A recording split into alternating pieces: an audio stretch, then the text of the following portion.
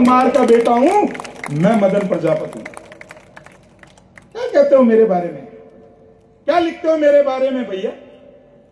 लिखो। एक व्यक्ति है, वो लिखते हैं मदन प्रजापति ने अपने बाप को छोड़ दिया और मां को रोड पे छोड़ के चला गया। पता है क्या? क्या जानता है भाई मेरे बारे में? मेरे पिताजी 7 साल की उम्र के अंदर खत्म हो गए थे। मैंने किसी मंच से नहीं बोला, लेकिन आज बोलता हूं। मैं 7 महीने का था जब मेरे पिताजी खत्म हो गए। किसी विकट परिस्थितियों में मेरे मां के भी मेरे से खत्म हो गए। 4 साल की उम्र में लोगों के बर्तन मांजे, झाड़ू लगाई है, और वहां से निकल के देश की सबसे बड़ी पार्टी का प्रदेश का प्रवक्ता हूं मैं, मदन प्रजापति। क्या जानते हो आप मेरे बारे में? क्या लिखते हो? जो नहीं है उसका दुख नहीं किया है, लेकिन जो जीवन में मिला उसको सहजता से जी के और सफलता की सीढ़ी पे चढ़ने वाला हूं मैं। इस कुमार का बेटा मदन प्रजापति हूं।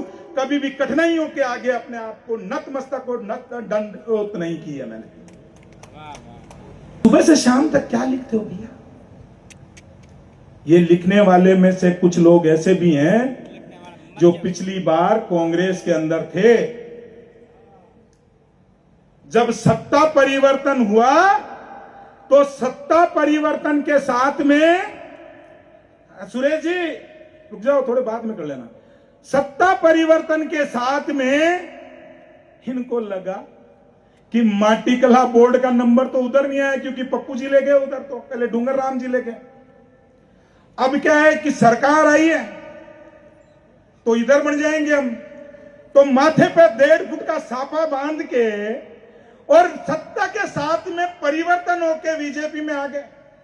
मैं कभी किसी मंच से किसी की बुराई नहीं करता हूं और आज भी नहीं कर रहा हूं, लेकिन इस समाज को सच जानने का पूर्ण अधिकार है, इसलिए बोल रहा हूं।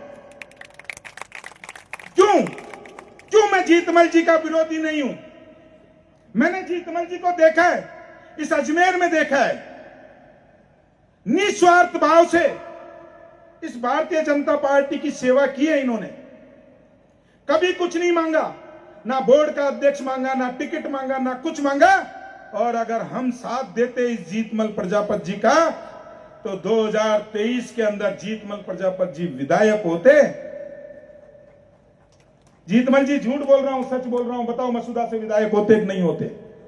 मसूदा का टिकट मिला, लास्ट में टिकट कटा, सबसे ऊपर नाम अगर किसी का था तो जीतमल प्रजापति जी का था। लेकिन हम सोते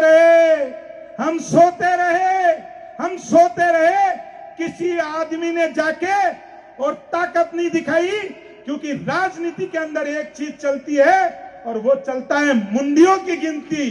सोशल मीडिया के शेयरों की नहीं, सड़क पे मुंडियां गिनती है जब राजनीतिक अधिकार मिलता है। आप तो जो राजनीति में मेहनत करता है उसी को पकड़ के नीचे खींच लेते हो। आपकी व्यक्तिगत महत्वाकांक्षा खत्म होए तो समाज के बारे में सोचो ना भैया।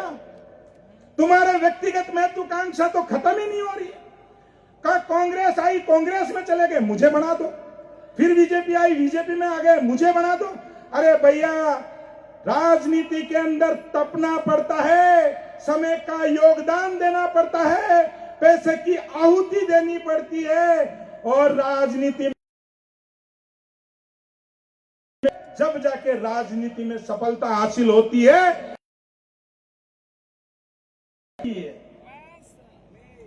36 कौम का आशीर्वाद मिलता है। एक जाति से विधायक नहीं बनता है। एक विधानसभा में 45 और 55 हजार है, 3 लाख बना लोगे क्या? अरे बना लोगे क्या? मुझे बताओ ना, बना लोगे क्या? अरे टिकट मिलने के बाद में आपकी व्यक्तिगत महत्वाकांक्षा जाति को छोड़ के व्यक्तियों पे आ जाती है। अन्यथा सरपंच होए तो कुमार होए, है क्या? मैं जोधपुर से एक विधानसभा गिना सकता हूं। जोधपुर से रामगढ़ होते, फुलेरा आ जाओ।